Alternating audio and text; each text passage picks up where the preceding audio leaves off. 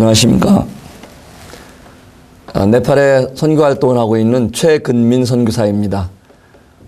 이 시간을 통해서 하나님께서 어떻게 저희 가정을 네팔까지 부르셨는지, 저희가 어떻게 또 네팔에 선교사로서 부르심을 받고 들어가게 되었는지에 대해서 간증을 드리고자 합니다.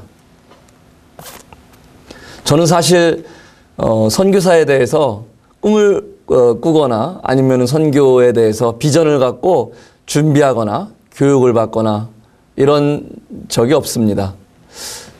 정말 선교는 제가 하나님을 믿고 또 구원받고 하나님 자녀로서 거듭난 이런 신앙생활을 시작한 이후에 한 번도 생각해 본 적이 없는 것 같아요.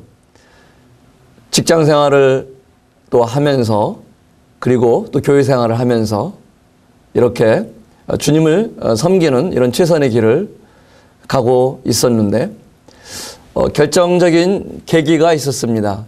1997년 6월 달에 저의 파송교회인 대전 대덕교회에서 하루는 네팔 선교사를 모시고 선교 보고 집회가 있었습니다. 그때 그 선교사님이 저에게 또 저희 교회에 말씀하시기를 그동안 네팔에 들어가셔서 4년 동안 열심히 복음을 전하시고 또 교회가 하나님 은혜로 형성되었는데 네팔의 비자 문제가 되어서 더 이상 이제 네팔에 머물 수 없는 상황이 되었다는 것입니다. 그래서 정말 한국에서 어느 한 가정이 약 8만 달러 이상을 투자해서 네팔에 들어와서 이런 비즈니스를 하면서 이런 비즈니스 비자를 통해서 또 비자 동역과 함께 이런 동역자가 필요하다, 이런 기도 제목을 내려놓으셨습니다. 그때만 해도 저는 큰 이런 마음에 요동은 없었습니다. 그러나 저도 재산이 8만 달러가 넘기 때문에 혹시 나도 해당은 되는구나, 이렇게 마음이 약간 좀 덜컹하긴 했죠. 그런데 저는 워낙 선교에 대해서 생각하고 또 기도한 적이 없기 때문에 이것은 그냥 저를 위한 것이 아니라 정말 필요한 부분이지만은 저 같은 사람하고는 관계가 없는 부분이구나, 이렇게 생각을 했었습니다. 그렇지만은 이 일이 정말 네팔 선교에 굉장히 중요한 일이라는 것을 인식했고 또 기도가 필요하다는 것을 인식해서 저희 가정은 그 선교 집회를 통해서 네팔에 합당한 동역자를 보내주시도록 기도를 시작하게 됩니다. 그런데 어느 시점이 흐른 다음에 또다시 네팔에서 편지가 왔습니다. 그 선교사님으로부터 그동안 한국의 교회들의 기도 제목을 내려놓고 이제 비자 해결을 위해서 이 비즈니스 선교가 필요한데 이 비즈니스 선교를 감당할 이런 선교 동역자를 기도 제목으로 요청하고 기다리고 있는데 아직까지 하나님께서 응답해 주시지 않았기 때문에 이제 곧 태국으로나 이제 제3국으로 선교지를 놔두고 이제 철수할 수밖에 없는 상황에 이르렀다는 아주 심각한 기도 제목의 편지였습니다. 저희 교회 게시판에 이 기도 제목이 붙여지었습니다. 물론 교회 광고 시간을 통해서 이 기도 제목이 소개되었습니다마는 그 선교사님이 직접 저희 교회를 방문하셨을 때는 그래도 많은 성도들이 관심을 갖고 기도를 했었는데 그 선교사님이 돌아가신 이후에 그렇게 큰 관심이 없는 것을 보게 되었습니다. 그리고 정말 저 기도 제목은 중요한 부분인데 이렇게 게시판에 기도 제목, 기도 요청 편지가 걸려 있지만은 대부분 사람들이 큰 관심이 없는 것을 보게 되면서 제가 참 마음이 안타까웠습니다. 그래서 어느 날 한날은 제가 그 기도 편지를 떼어서 저희 집에 갖고 가게 됩니다. 저희 집에 갖고 가서 저희 침실에 그 기도 제목을 붙여놓고 아내와 함께 기도를 시작하게 되었습니다. 정말 이 일은 중요한 일인데 우리가 선교사로 나갈 수는 없지만은 정말 선교를 위해서 간절한 기도의 동역자가 됩시다. 그래서 저희가 선교를 가려고 했던 것이 아니라 이 기도를 통해서 정말 네팔의 선교사님이 필요하신 그 기도의 동역자, 비즈니스를 통해서 선교 비자를 받을 수 있는 그 합당한 동역자를 주님이 보내주시도록 저희 아내와 함께 기도를 시작하게 되었습니다. 근데 어느 날 하나님께서 저에게 마태복음 13장 44절 말씀을 통해서 말씀해 주셨습니다. 천국의 가치에 대해서 주님이 말씀을 해 주셨는데 천국은 마치 밭에 감추인 보화와 같으니 농부가 그 보화를 발견한 후에 자기 소유를 다 팔아서 그 밭을 샀느니라. 이 말씀을 통해서 하나님께서 저에게 금민아, 너는 천국의 가치에 대해서 어떻게 생각하느냐? 정말 네가 갈 수 있는 그 천국의 가치에 대해서 어떻게 생각하느냐? 나는 네가 천국에 갈 수 있도록 내 모든 소유를 다 팔아서 하늘나라의 부귀와 영광을 다 버리고 이 땅에 독생자를 통해서 이 땅에 보내주셔서 십자가에서 정말 너를 사주시고 네가 그 천국에 들어갈 수 있도록 해주었는데 너는 그 천국의 가치에 대해서 어떻게 생각하느냐? 너는 네 소유를 다 팔아서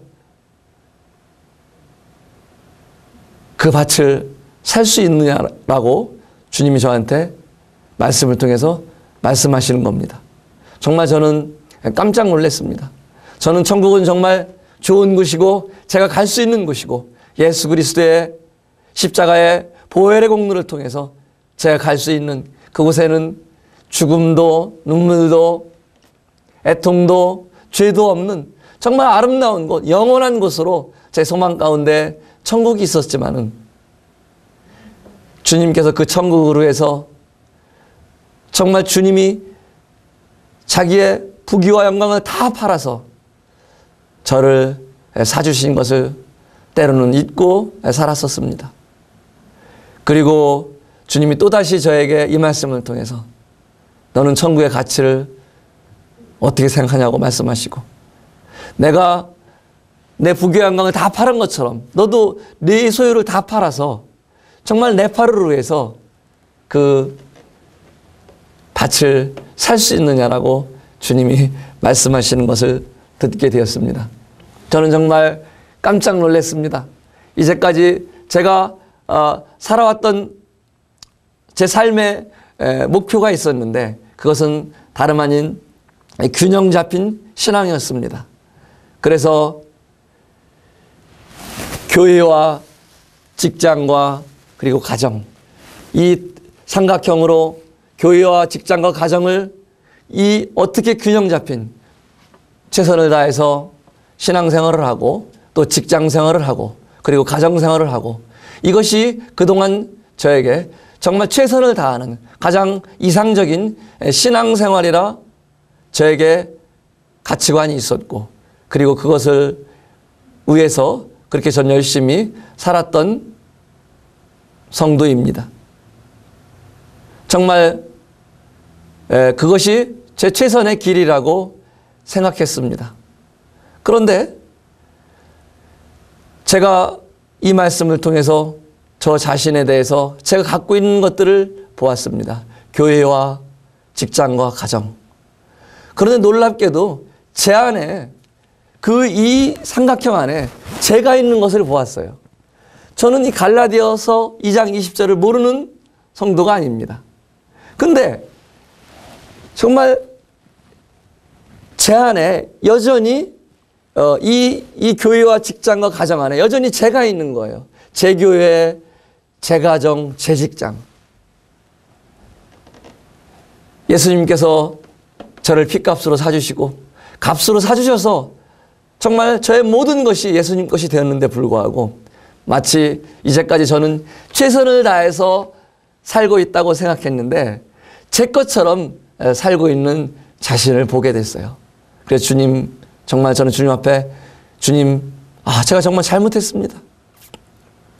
제 것이 아닌데 제 것처럼 살았습니다. 이런 하나님 앞에 고백을 했던 것이 기억납니다.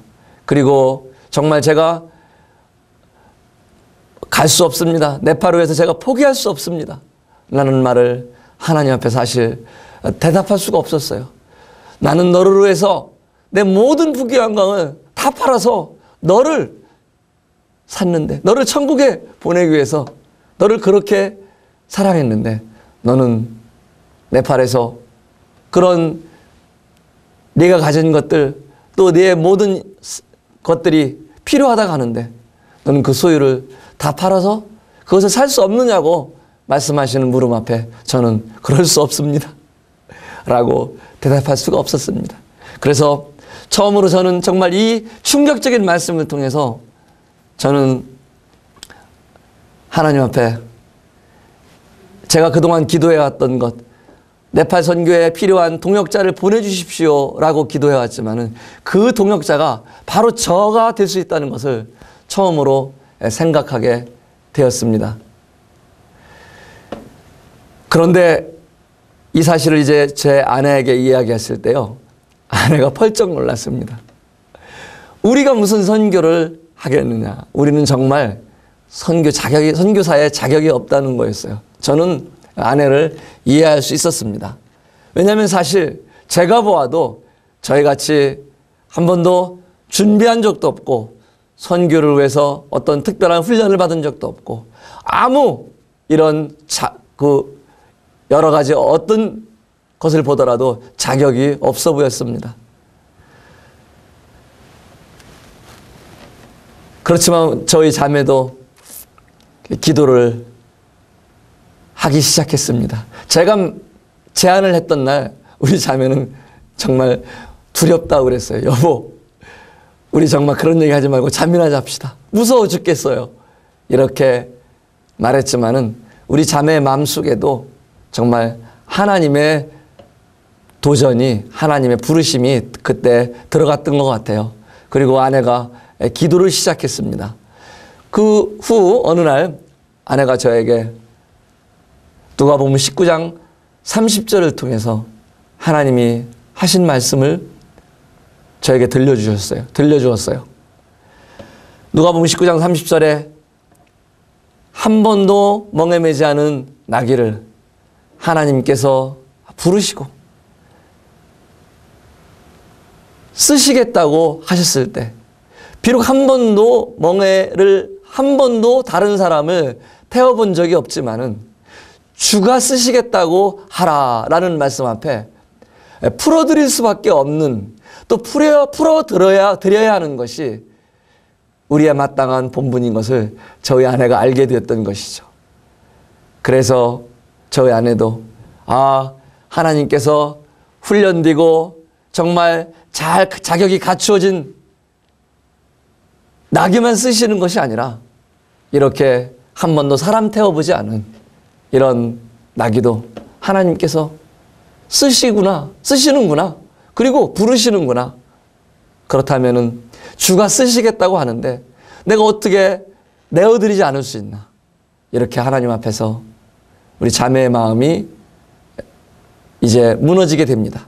못 가겠다고 어떻게 우리가 선교를 갈 수 있느냐고 말했던 저희 아내에게 이 말씀을 통해서 아내의 마음을 주님께서 바꾸어 놓으십니다. 그래서 저와 아내는 이제 한 마음으로 네팔 선교를 가기 위해서 기도를 시작하고 또 지역교회에 제가 참석하던 대전대덕교회에 이제 말씀을 드리게 됩니다. 그래서 이제 저희 대전대덕교회에서 이런 제안을 주십니다. 하나님의 부르심을 더 확인하기 위해서, 더 하나님의 음성을 듣기 위해서 네팔 선교지에 직접 방문해서 정말 현지를 보면서 하나님의 뜻을 분별하면 어떻겠느냐, 이런 제안을 해주셔서 저희는 2001년 1월 2일부터 9일까지 일주일 동안 직장에 휴가를 요청해서 저희 아내와 함께 네팔로 떠나게 됩니다. 그리고 제가 당장 해야 할 일이 리조트 비즈니스 비자를 받기 위해서 이런 리조트 사업을 해야 되었기 때문에 제가 또 현지에 이런 호텔과 리조트 시장 조사를 하게 됩니다. 그런데 정말 놀라운 것은 네팔 이곳에서 지금 리조트를 하는 것은, 이것은 참으로 어리석은 일이다. 왜냐하면 제가 방문한 네팔, 그 당시에 방문한 네팔은 지금도 큰 변함이 없습니다만은 정말 그곳 사람들은 하루 벌어서 하루 먹기가 힘든 상황이었어요. GNP가 250불, GDP가 280불 정도, 아주 이 아시아의 최대 빈국인데, 리조트라는 문화는 휴식 문화인데, 여가 문화인데, 그들은 여가나 휴식이 어울리지 않는 나라였어요. 그래서 어떻게 이런 곳에 아무리 비자를 받기 위해서 비즈니스 비자를 통해서 선교 활동이 되고 또 비자를 받기 위해서 비즈니스가 필요하다고 하지만은 어떻게 이런 나라에 리조트를 세울 수 있겠는가? 저는 정말 알면 알수록, 그 상황을 보면 볼수록 실망할 수밖에 없었습니다. 그래서 정말 하루가 가고 이틀이 가고요. 저희 입이 이렇게 나오게 되죠. 근데 저희 아내와 이런 기도를 했습니다. 여보, 정말 우리가 하나님의 뜻을 이 일주일 동안 분별해서 한국에 돌아가기 전에 저희가 결정합시다. 왜냐하면 한국에 돌아가면은 정말 저희 생각에 마음이 바뀔 것 같았어요. 그래서 아내와 그런 상의를 하고 우리가 일주일 동안 이곳에 머물면서 하나님이 우리에게 보여주시고 우리에게 말씀하시는 걸 듣고 정말 그 말씀과 보여주시는 걸 따라서 한국에 돌아가기 전에 결정을 하자, 이런 합의를 한 상태였습니다. 그리고 이제 한날은 그 리조트가 세워질 부지를 그 기존 선교사님께서 소개해 주셨습니다. 그 부지를 갔는데요, 그 기존 선교사님께서 말씀하시기를 저기 히말라야를 보라는 거예요. 얼마나 그 경치가 멋있느냐고. 제가 볼 때는 멋이 하나도 없어요. 그리고 그 시골 그곳까지 누가 손님이 오겠습니까? 이런 마음속에 제 불평이 막 솟아오르는 거예요. 그래서 제가 기쁨이 전혀 없었죠. 이제 그런 시간이 흐르던 중 이제 하루는 네팔 교회에 예배를 참석하게 됩니다. 이 기존 선교사님이 처음 성경 공부를 통해서 또 전도를 통해서 세워진 카트만두 크리스찬 어셈블리라는 이런 교회에서 예배를 드리게 되었고 또 그곳에 예배에 참석해서 함께 예배를 드리게 되었는데 정말 저는 그 예배 드리는 성도들의 모습을 보았습니다. 그런데 얼마나 정말 그 예배 드리는 모습이 아름다운지요. 정말 약 20여 명 정도가 이렇게 예배를 드리고 있었습니다. 저는 말 한마디 알아들을 수 없지만은 그들의 찬송 소리, 그들의 기도, 그들의 감사와 그 우상의 나라, 정말 길마다 가는 곳마다 우상이 가득 찬 그 3억 3천 힌두 우상의 나라에 하나님을 알고 예수 그리스도를 알고 그 예배 드리는 모습을 보면서 저는 정말 감동할 수밖에 없었어요. 그래서 정말 저희는 그런 생각을 했어요. 우리가 정말 하나리 미랄이 되면 어떨까? 주님께서 저희들에게 들려주신 말씀이 요한복음 12장 24절 말씀이었습니다. 하나님 일알이 떨어져 죽으면 많은 열매를 맺는다고. 그래서 정말 또 그런 생각을 했습니다. 정말 우리 한국 교회에도 처음에 선교사들이 들어왔고 이 선교사들이 들어왔을 때 아마 이런 모습이었을 것이다. 이렇게 작은 소수의 인원들이 예배를 드리기를 시작했고 또 교회가 세워졌고 이런 것들을 통해서 오늘날 이 한국이 기독교 국가가 된 것처럼 또 세계에서 두 번째로 선교사를 많이 파송하는 이런 기독교 국가가 되었던 것처럼 초기에는 정말 이런 모습에서 시작되었을 것이다.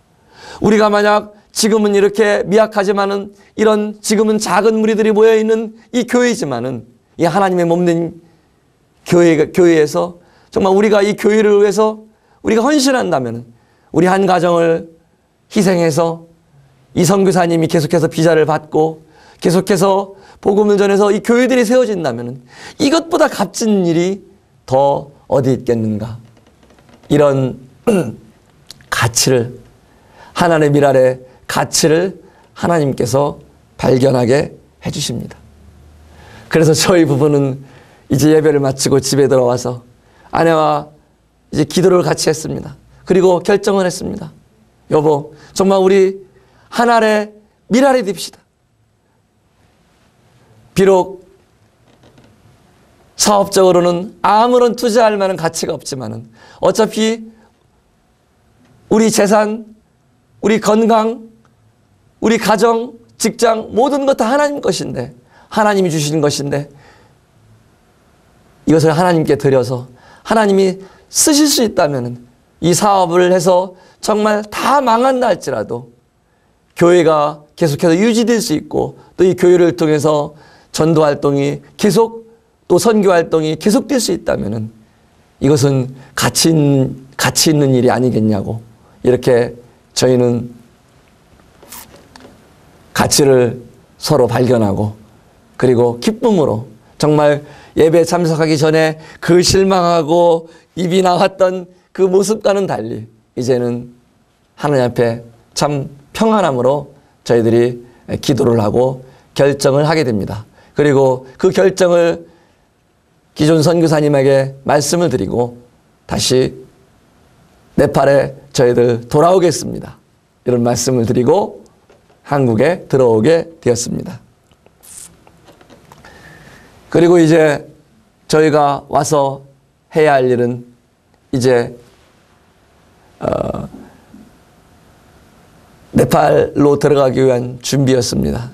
가장 그 준비 중에 어려운 것이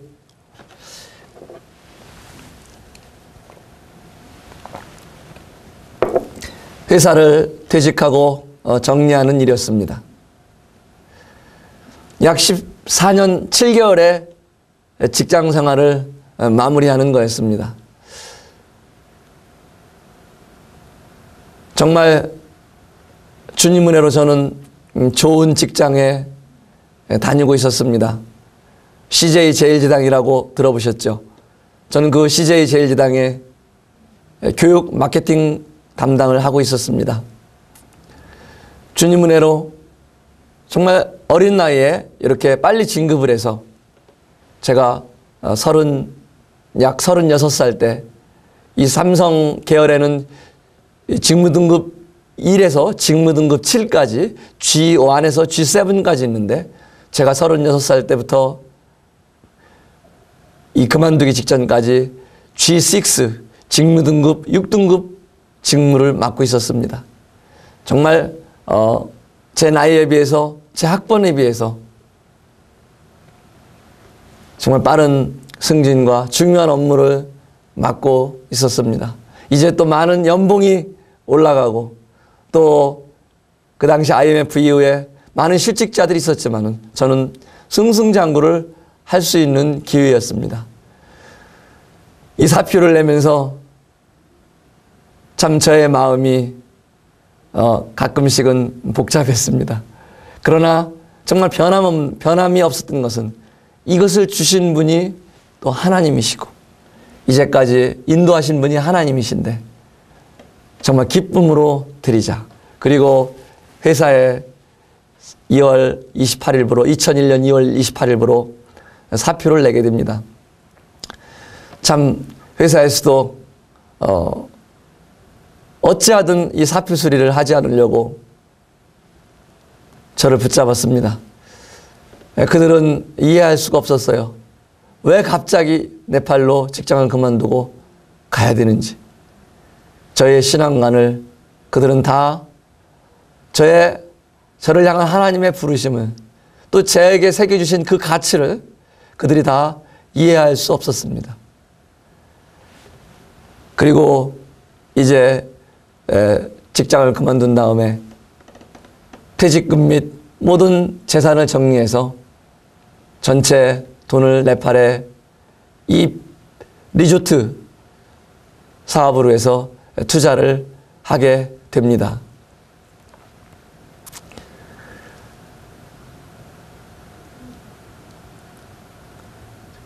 그리고 또 저희 가정에 있는 모든 이런 재산들을 또 성도들에게 나눠주고 이렇게 떠나게 되었습니다. 참 각각 이 물질이 참 묘한 것 같습니다. 각각 이제 집안에 있는 모든 물질들을 처리하면서 자기들마다 애착이 가는 물건들도 있었습니다. 저희 아내는 이 피아노를 굉장히 애착을 가졌어요. 그래서 이제 피아노를 줘야 되는데 참 마지막으로 이렇게 피아노를 치면서 이제 내일이면은 이 피아노가 어느 한 교회로 가야 되는 어느 한 성도님 댁으로 가야 되는 것을 알면서 마지막으로 이렇게 피아노와 이별했던 것을 기억합니다. 또 저에게는 아들이 한 명 있는데요. 저희 아들은 이 선교지에 가는 조건이 딱 하나 있었습니다. 아빠, 네팔에 인터넷이 돼야 안 돼. 그래서 돼. 그랬더니 그러면 갈게. 저희 아들이 초등학교 5학년 때 선교지로 출발하게 되었는데 초등학교 5학년의 조건은 바로 인터넷이었습니다. 왜냐하면 저희 아들은 그만큼 컴퓨터를 좋아했습니다. 지금 올해 대학교 1학년이 되어서 이제 올해 한국에 들어와서 한국의 대학에 입학했습니다마는 컴퓨터를 좋아하는 아들은 참 아빠 이 컴퓨터 다른 사람한테 주지 말고 우리 갖고 가면 안 돼? 근데 그 당시만 해도 컴퓨터가 아주 큰 이런 또 컴퓨터를 들고 갈 수가 없죠. 노트북도 아니고. 그래서 이것을 또 하나님께 드리면은 하나님이 더 좋은 것을 주실 거라고 이렇게 아들을 달래서 또 컴퓨터를 성도들에게 나눠주고 이렇게 집에 있던 모든 재물들을 모든 것들을 처리했던 것이 지금도 기억이 납니다.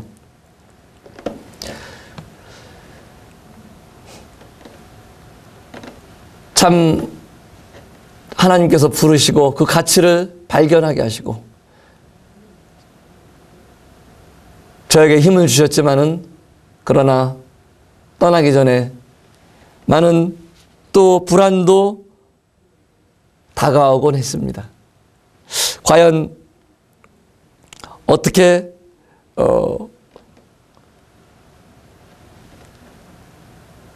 가서 선교 활동을 할 수 있을지, 어떻게 과연 이제 하나님만 의지하고 살 수 있을지, 참 여러 가지 또 그렇게 시장 여건이 되지 않는 곳에서 어떻게 리조트를 할 수 있을지, 그때 하나님께서 저에게 약속을 해주셨습니다. 제가 네팔 가기 전에 하나님께서 히브리서 11장 8절 믿음으로 아브라함은 부르심을 받을 때 순종하여 장래 기업으로 받을 땅에 나갈새 갈 바를 알지 못하고 나갔으며 10절에 이는 하나님이 경영하시고 지으실 터가 있는 성을 바랐음이니라. 이 두 말씀을 통해서 정말 아브라함도 부르심을 받았을 때 순종하여 갔지만은 갈 바를 알지 못하고 나갔다고 말씀하셨는데, 저도 하나님 순종하고 나가지만은 정말 갈 바를 알지 못하지만은 저에게도 동일하게 하나님이 경영하시고 지으실 터를 저에게 약속을 해주셨습니다. 정말 이 약속을 붙잡고 제가 네팔에 출발할 수 있도록 말씀을 해주셨습니다. 그래서 2001년 5월 26일 날 선교사 파송식을 하고 성도님들의 기도와 또 대전대덕교회 천거를 통해서 네팔 선교지로 5월 29일 날 들어가게 됩니다.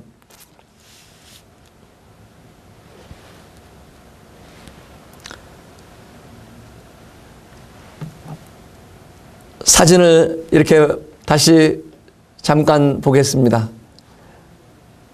저희 아들이 초등학교 5학년 때였습니다. 공항에서 출발하기 전에 찍은 사진인데 참 엄마보다도 키가 작았는데 지금은 키가 커서 180이 되었습니다. 저보다 이제 조금 저하고도 약간 키가 컸어요. 이제 대학 1학년이 되어서 이렇게 정말 하나님 은혜로 여기까지 인도해 주셨습니다.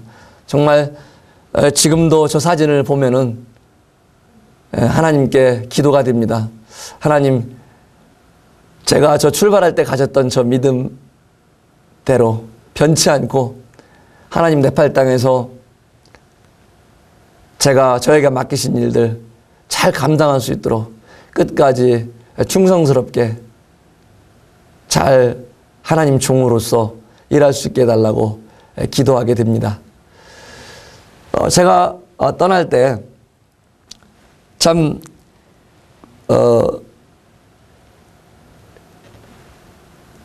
여러 또 특수한 상황들도 있었습니다.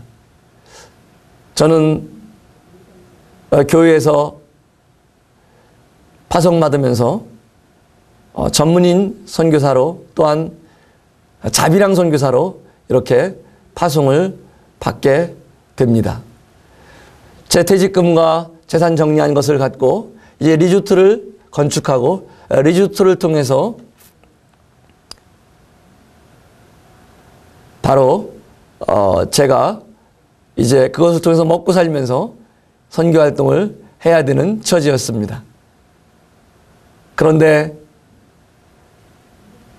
놀랍게도 제가 가서 리조트를 다 지키기 전에 제가 갖고 간 모든 돈이 다 떨어졌다는 것입니다. 그때부터 저에게 정말 제가 아무 선교를 위해서 훈련받은 적이 없지만은 제 선교 훈련이 비로소 시작되었습니다. 하나님으로부터 공급받는 것이 무엇인지 이제 돈이 다 떨어지니까 그동안 약 15년 동안 월급쟁이를 통해서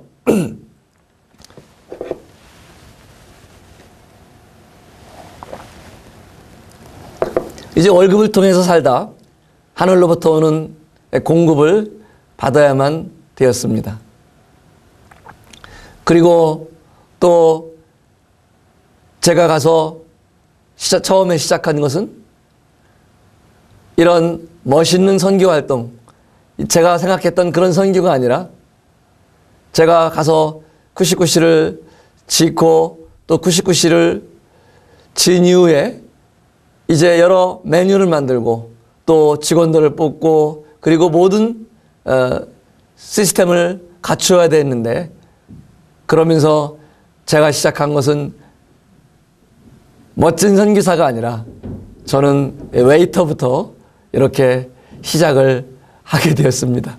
그리고 저희 아내는 주방에서 설거지를 하고 요리를 하고 그들이 한식을 모르기 때문에 처음부터 정말 저희가 직원들을 가르치기 위해서 이런 일들을 해야만 되었습니다. 그런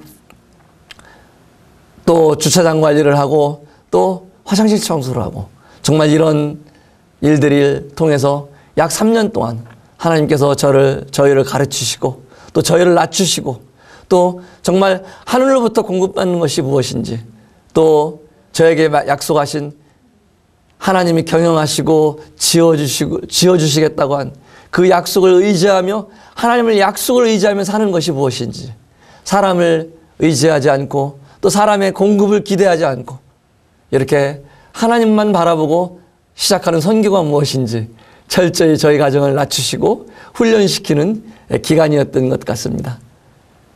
그리고 제가 무엇을 할 수 있다고 생각했던 것들, 어떤 계획했던 것들, 비전들 이런 것들을 다 하나님 앞에 내려놓을 수밖에 없었고 하나님 제가 정말 아무것도 할 수 없습니다.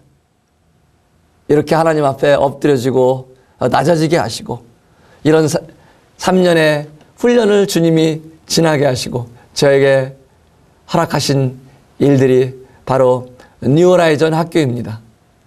제가 지금 네팔에서